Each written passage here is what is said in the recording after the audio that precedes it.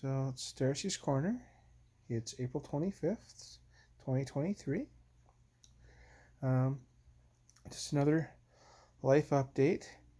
Now, I guess it's a good thing. I'm posting a little more frequently these days because I have more time on my hands, for one. Uh, but also, life just keeps updating, but in a positive way lately. I had a very good job interview on Monday, and it sounded like I had the job, but she had other people to interview, so we'll wait and see. But the job was for working on a chicken farm, walking around a barn, picking up eggs. And 20 years ago, frick, I'm old. Anyway, 20 years ago, I had a job um, walking around a chicken barn, picking up eggs, the exact same job. And that job didn't end well for a whole bunch of reasons. And there was a whole bunch of negative history there that I didn't bring up during the job interview. I just said, yeah, I know how to do this. I know what you're looking for. I understand the job quite well. And I told the lady at the time, I said, I didn't put that on my resume because I did it so very long ago and the references wouldn't be any good. And really, the reason I didn't put it on there is because sometimes the farm community is small and they know each other. And because I didn't get along well, it did not end well. I ended up being homeless and jobless all in the same day, the way that job ended, because I lived on the farm. And then he's like, well, I'll pay you as soon as you get out. That was a horrible experience at the end. And I didn't really want to rehash that with this person or talk about the little petty things that this other guy was whining about, like how dare I wear gloves and things. Because you're walking around, you're picking up eggs covered in chicken poop half the time, and other times you're picking up lots of dead birds, and they may have been dead there for like a week. Because sometimes you don't see them because it's just a sea of white chickens. Anyway, but I didn't rehash any of that with my future employer.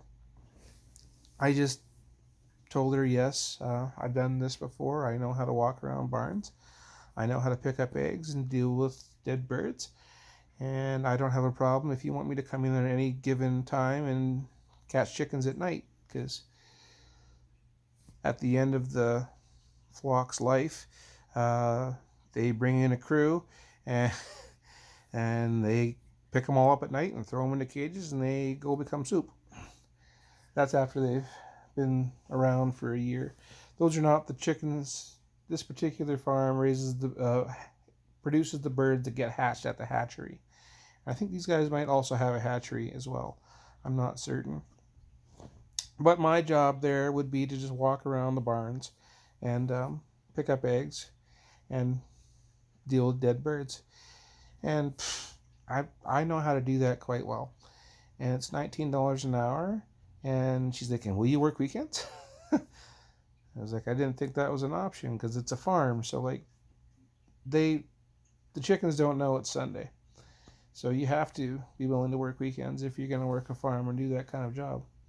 So as long as I get some days off in there, it's fine.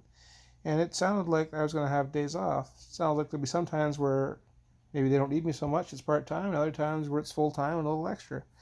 And she was suggesting that I should have another job on the side just to supplement my income. I don't know if they have benefits or not. If they don't, I'm going to need another job just to supplement the Blue Cross I'm going to have to go by. But that's okay. I just need this job to last me for 2 years while I build up my bees, which is what I told her.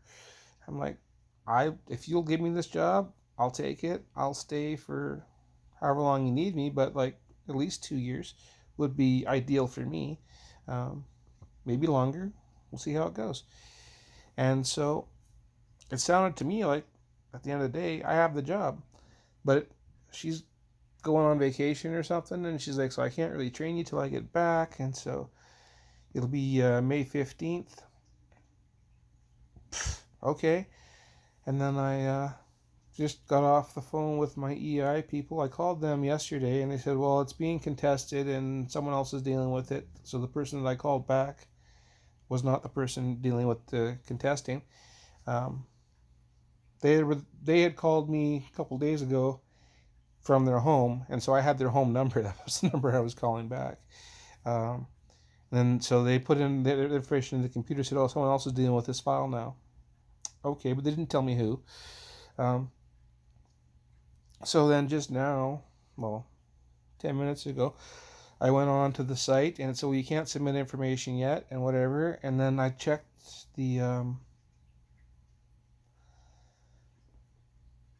status of my claim, and it said I had 38 weeks left. And the decision had been made. So in other words, I'm approved for EI. So I'm still like tight for money, and things are still hard right now, but money is going to be coming into my account eventually. It won't be enough to cover all my expenses, but it'll make a big difference. It's the difference between me going bankrupt or not. So that's good. And then I got approved for a bunch of money at the bank, and that's only good if I can make the payments. But if I have the job on the 15th and I invest in my bees like I am going to, I can make the payments. So my life, financially anyway, is quite level. I had that person I was helping in my last video. I mentioned, or a couple of videos ago, I mentioned that person, and she was just here for a day. Then a day turned into a week and a bit, and I still ended up with a backpack full of her stuff in the back of my car. If I can ever find where she went to, I'll take it to her. But she is out of my apartment now. She's gendering me correctly now, mostly.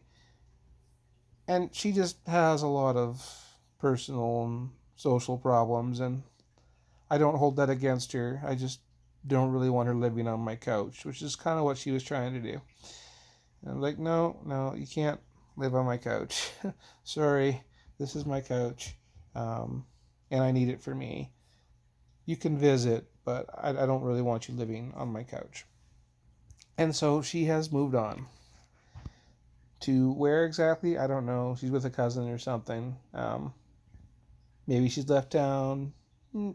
Pretty good chance I'm going to run into her like tomorrow or the next day. Or she's going to turn up at, see that door behind me there? She knocks at that door and says, can I please use your bathroom? So, I mean, takes all sorts. And every now and again, I've needed help and people have helped me. So you always pay it forward when you can.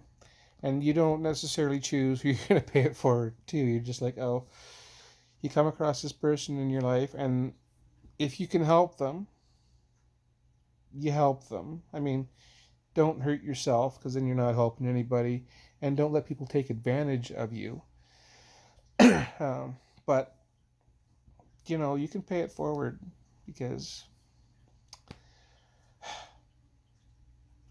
I at no point in time was I helping her thinking, oh, this person will be able to help me in the future. I mean, maybe, but if she just goes on and lives a good life, that's good enough for me. The only real downside to my existence now is how lonely I am. I went out to my favorite spot in town here, well, just outside of town. It's a little lake.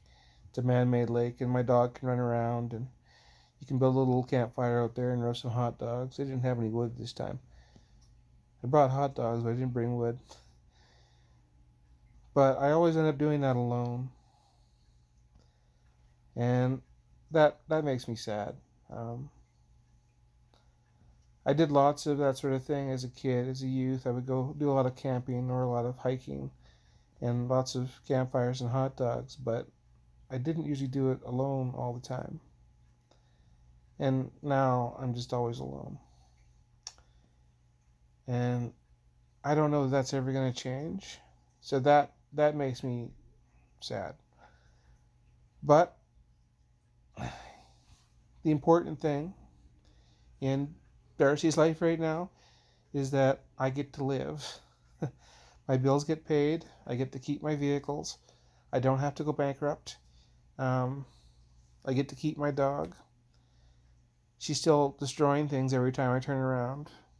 She ate a Kleenex box when I went to the store to buy the camping stuff so I could go build my fire today. I was like, oh, I just, you leave one thing out one time and she'll just destroy it. And that's very frustrating. But, you know, we all got our flaws, and I can't really hate my dog for being a dog.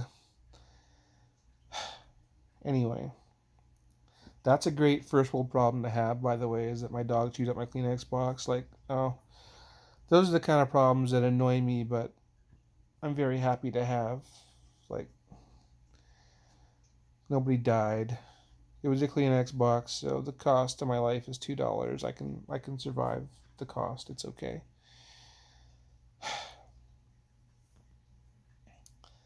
So I guess all in all, not that this matters, Darci's life is moving forward in a positive manner. Sometimes I like to have like inspirational thoughts, and I could elaborate on some other things, but at least for this installment today at Darci's Corner, I'm just going to end it because we're getting at almost 12 minutes now. So, Darci's Corner, peace.